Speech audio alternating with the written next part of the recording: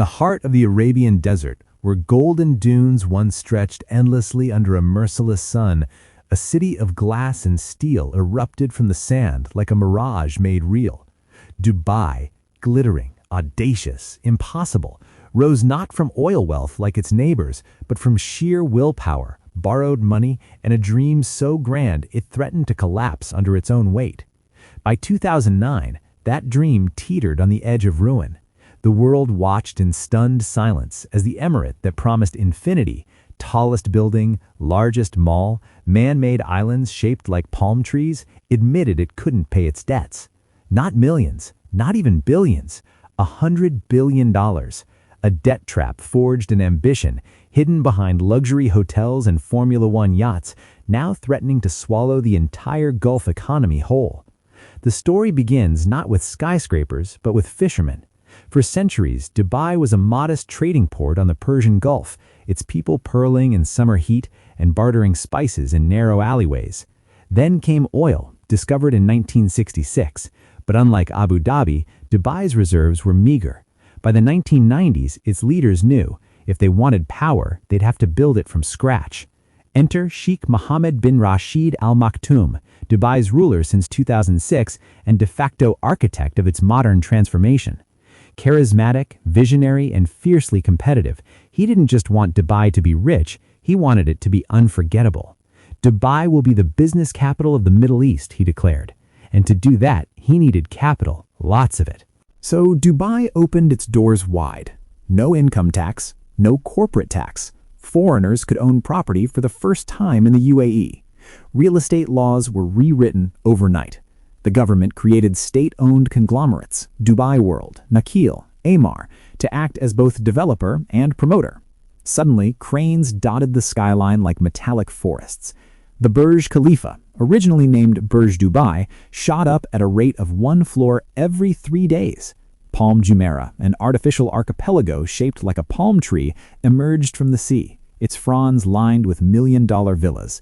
The Dubai Mall, larger than 50 football fields, housed an Olympic-sized ice rink, a waterfall, and a shark-filled aquarium. Everything was bigger, faster, shinier, and it all ran on debt, cheap, abundant, and dangerously opaque. Global banks, hungry for returns in the mid-2000s, poured money into Dubai like water into desert sand. Deutsche Bank, HSBC, Standard Chartered, they lent billions to Dubai's quasi-governmental entities, often without full transparency. Why? Because Dubai's word was gold, or so it seemed. Behind the scenes, Dubai World alone had accumulated over $60 billion in liabilities by 2008, much of it tied to speculative real estate projects that existed only on glossy brochures. Investors from London to Singapore bought off-plan apartments sight unseen, betting prices would double in a year. At its peak in 2008, Dubai's property market saw prices surge by 70% in a single year. It wasn't sustainable. It was a fever dream fueled by leverage and hype. Then, the world stopped breathing.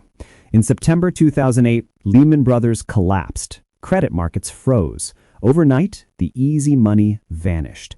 Dubai's house of cards began to tremble.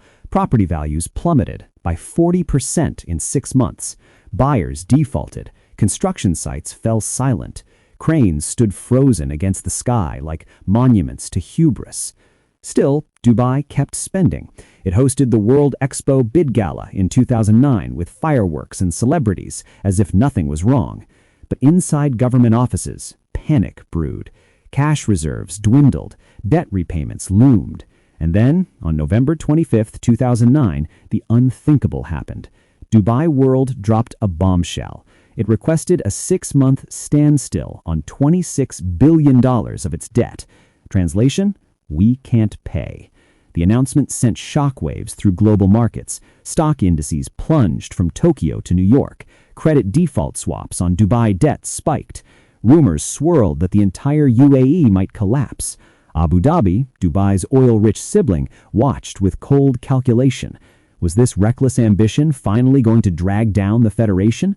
For weeks, silence. Then, on December 14, 2009, salvation arrived.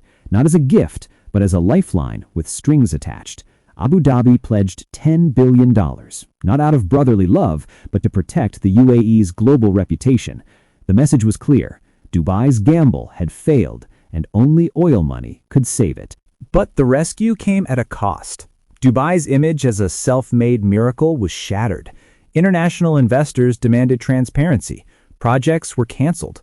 The World Islands, a map of Earth made from 300 artificial islets, sat half-submerged and abandoned. The Dubai Towers Doha, Dubai Pearl, and countless others became ghost skeletons in the desert. Thousands of expatriate workers, lured by promises of prosperity, found themselves jobless, stranded, and sometimes deported without pay. The human toll was immense, though rarely shown in glossy tourism ads. Meanwhile, Sheikh Mohammed doubled down on spectacle. The Burj Khalifa opened in January 2010 with a light show visible from space, as if to say, "We're still here." Yet beneath the glitter, Dubai changed. It diversified into tourism, logistics, finance, even cryptocurrency. It learned to manage debt more carefully, though critics argue the lessons were superficial. By 2023, Dubai's government-related entities still carried over $80 billion in debt, according to Fitch Ratings. The Mirage remains, but now it's reinforced with stronger scaffolding and quieter desperation. The city stands as a monument to what happens when vision outpaces reality, when sand is sold as solid ground, and when a nation bets its future on the belief that the world will always believe in its dream.